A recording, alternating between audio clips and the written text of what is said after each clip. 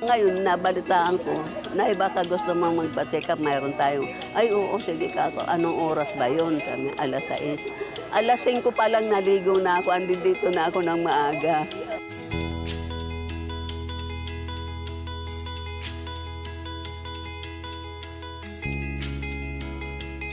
Hindi lamang ang spiritual na pananampalataya natin ang kanilang alagaan.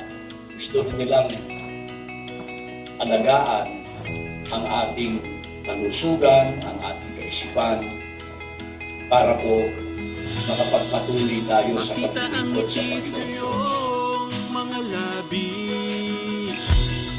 may Diyos tayo na handang tumulong sa atin.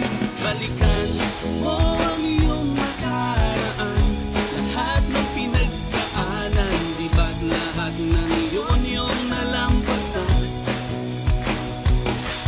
Dahilan sa ang ating Ama ang lagi mong tinatawagan, siya lagi ang gumagawa ng paraan.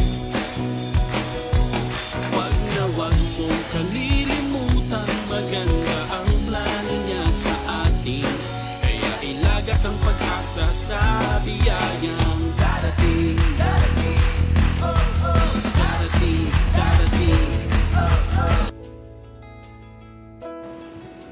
Kami po dito sa Distrito Eklesyastiko ng Bulacan West ay natipon po dito sa lokal ng Malolos upang makipagkaisa po at isagawa po ang CFO Cares.